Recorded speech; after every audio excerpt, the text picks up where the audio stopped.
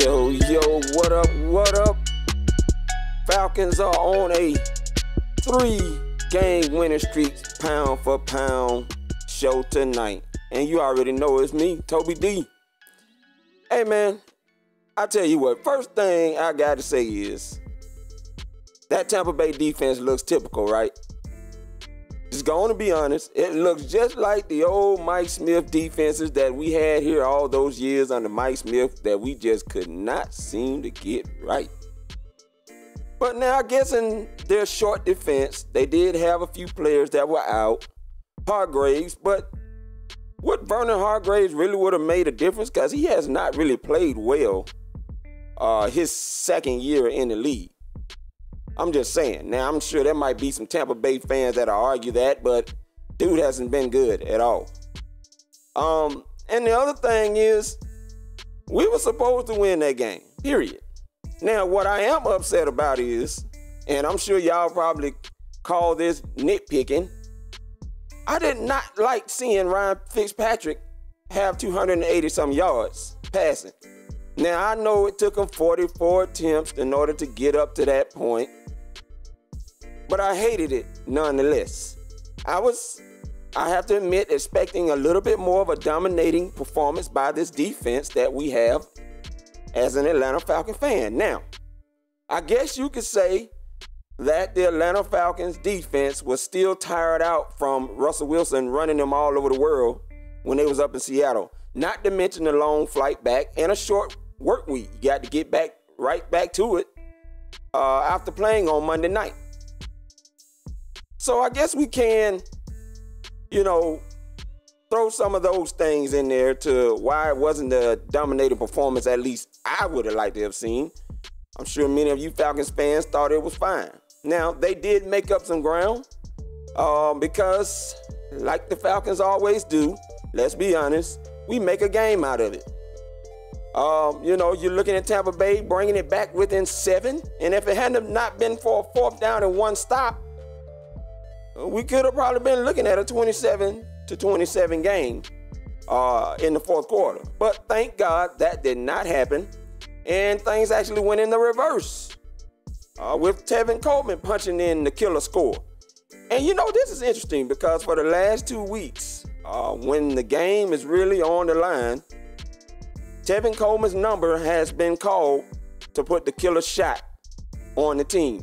And if it had not been for what I call a questionable elbow down before Tevin Coleman reaches over to get the touchdown that they called back in Seattle, we're up 37 to whatever they had. I don't remember. And I really don't care about what Seattle had because we beat them. It is what it is. And boy, doesn't it look real good right now to have that tiebreaker. Because if the playoffs were to start today, even if both teams were at 7-4, guess who would be in at the 6th spot? Yes, you guessed it right. It would be the Atlanta Falcons. Now, I do have to say this much and put in a prayer request because as you very well saw, unfortunately, 2 of our cornerbacks went down. And I'm definitely hoping that at least Desmond Trufant is okay. Unfortunately, he got done up by his own guy, our guy, who we know can knock you out, Mr. Keanu Neal, number 22. Trying to tackle, I believe, Deshaun Jackson, both of them going after the same guy, and unfortunately, you saw what happened to Desmond Trufant. Now, oddly enough, he had his helmet on at the start of the 3rd quarter, but I'm hoping maybe this was Dan saying, hey man, look, we got this game in hand, we don't really need you. Y'all make this man go back to the locker room to get him off the field so he's not enticed to get out there. Now, I'm hearing that he's possibly in concussion evaluation. Now, I'm hoping that it's nothing serious, that he was able to bypass the concussion by Keanu Neal, which would be a shame because it was by one of our guys. But however the case, it is what it is. Let's hope he comes back, man, because we got 2 dangerous wide receivers coming in here in Diggs and Thielen, who has been wearing guys out. The little Jordy Nelson Jr. of the Minnesota Vikings, I call him. He's been getting it and had already reached 1,000 yards on Thursday Night Football. So it's going to be tough trying to deal with both those guys coming in here. Not to mention Case Keenum really feeling himself right now. And we definitely know that Case Keenum also likes to scramble a little bit if he needs to, just like Ryan Fitzpatrick. You know, the occasional, like what Matt Ryan does every now and then when he feels he needs to, like he did last week against Minnesota. Not Minnesota, but the Seattle Seahawks, excuse me. But let's hope, for the most part, we can contain Case Keenum and really make his day tough. But let's keep it moving. Even though we had two of our guys go out as corners, you know, DeMonte Casey didn't look bad, and if Brian Poole can't go, I'm sure DeMonte Casey will man down the nickel spot, in which I feel very confident with him manning down that slot spot for the Atlanta Falcons. Now, the question will be, who will be taking Desmond Trufant's place, which I'm hoping is Desmond Trufant himself and not somebody else, because I will definitely be worried with Adam Thielen and Diggs out there, Stephon Diggs. I mean, I truly will. You saw Goodman already holding Deshaun Jackson, and that got a penalty call on him. He just did not look good. Now, provided in his defense, he got thrown into the game, but dude, you gotta always be ready, like Willie Moore, number 25, said. You gotta be ready when your number is called to go in. But like I said before, I was kind of disappointed too, because for whatever reason, with all the offensive linemen that was going down, not to mention their starting left guard had already, for Tampa Bay, been basically called out of the game because he wasn't going to be starting today because he was hurt. And Dotson was hurt coming into that game, and then he went out hurt. Ellie Marpet got hurt. You know, but we still, for some reason, could not get pressure on Mr. Journeyman, long-bearded Ryan Fitzpatrick. I do not understand it for the life of me. And that kind of disappointed me. And like I said, maybe it was because they're still feeling the effects of Russell Wilson running them all over the place and the long flight back. So I'm going to leave it at that and hope that the defense that we need and know is a top 10 defense shows up against Minnesota next week. Now, I'm going to ask you all, do y'all feel that Minnesota game is a must-win? I do. I think every game from here on out is a must-win. These last 5 games, albeit the last 4 out of the 5 are against divisional opponents, we got to win them. And they are all winnable games because everybody secondary looks suspect in this division. I think that the Falcons have the best secondary right now as of this year. And I said it last week. The Saints got exposed on that defense against the Washington Redskins, who handed them the game over time and time again.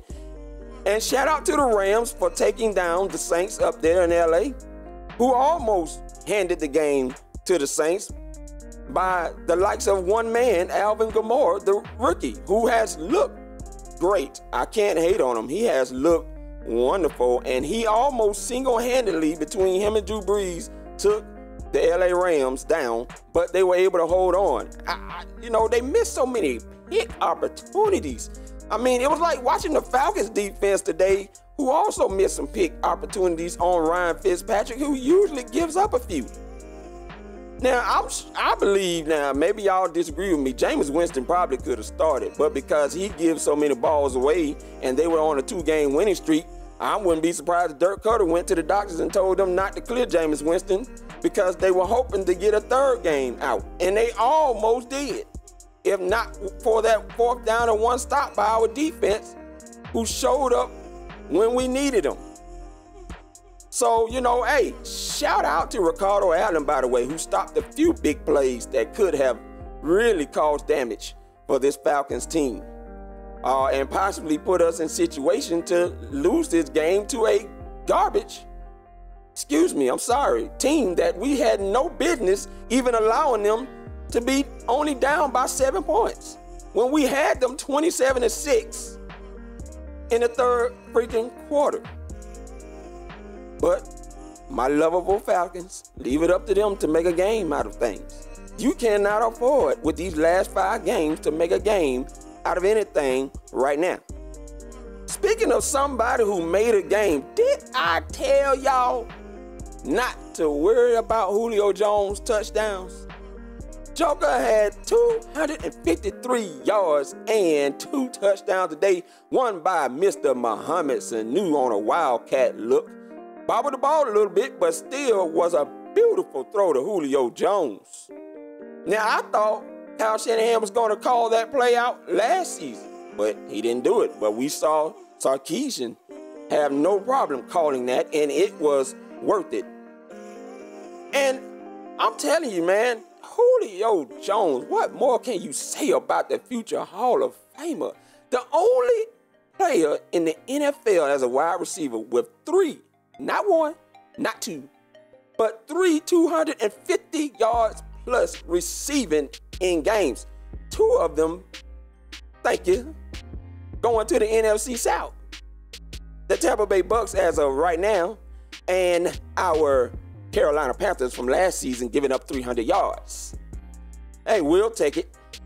It definitely will be something to remember both by the Tampa Bay Bucks organization and the Carolina Panthers organization, who managed to squeak out one on a garbage referee call of roughing the passer when the Jets were clearly in contention for tying that game up. But however the case, Josh McCown takes credit for that loss too, because you don't throw a stupid ball and give it away to Luke Kuechly to run it in for 34 yards when you basically got their defense on the ropes. Talking about suspect secondary, they have one.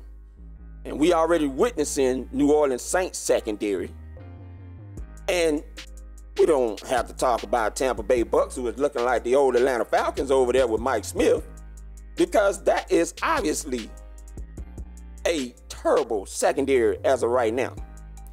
And I'm going to tell you, everybody talked about this Super Bowl hangover and all this and that, and the Falcons, give your team some credit, man. They have fought hard to try to shed that. Now, every now and then, somebody got to find a 28-3 joke that they got to throw in there every now and then. You know, you saw the recent tweets. Some woman on there, I don't even remember her name, and I can care less who it was. I love you in the Lord, but hey, making jokes after Matt Ryan and Sarah Ryan announced that they're going to have twins in April. She's throwing out 28-3 jokes, hoping that the baby is born on March the 3rd, on March the 28th. And I'm sitting here like, I didn't say anything. I let other people say stuff. I just thought that was stupid.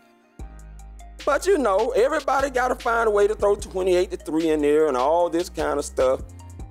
It just is what it is. But guys, it was a great win today. And it looks like this offense is getting hot. I'm talking not hot, I'm talking hot. You know, hot breath hot. You know, it's doing some things right now. These last 3 games and 3rd down. Production out of this offense. Dan Quinn, give him credit, man. The man said we was going to heavily emphasize more 3rd down and red zone periods during practice. And player, it is paying off in these last 3 games. Dallas, 7 of 13. That's over 50%. The last game against Seattle, 9 of 14. And then they said, you know what? We're going to come and do it a little bit better against the Tampa Bay Bucks suspect secondary and go 11 of 14. Not to mention the red zone, 3 or 4 against Dallas, 2 or 3 against Seattle, and I think 2 or 3 against the Bucks. Guys, this offense is looking good. Now, we need this defense to continue to get things pumped up a level or 2 more, because we're going to need that going into this playoffs. But you know what?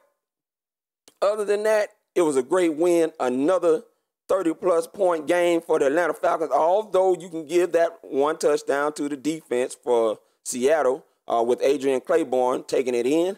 Like I said, I would have liked to have seen more sacks on Ryan Fitzpatrick today, but for whatever reason, we couldn't get, you know, the pressure like we wanted. But however the case, guys are getting hot at the right time. It's a great win. It's a great confidence booster. We're still in this thing. Now we got a tough Minnesota team coming in here who is feeling themselves. Xavier Rhodes going against Julio Jones, preferably this game coming up on Sunday.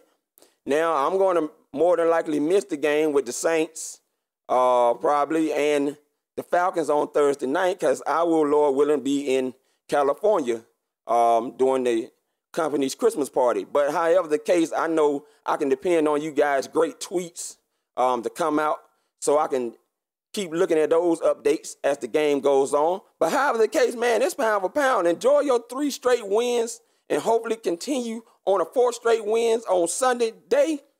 And it's Toby D. Peace. I'm out.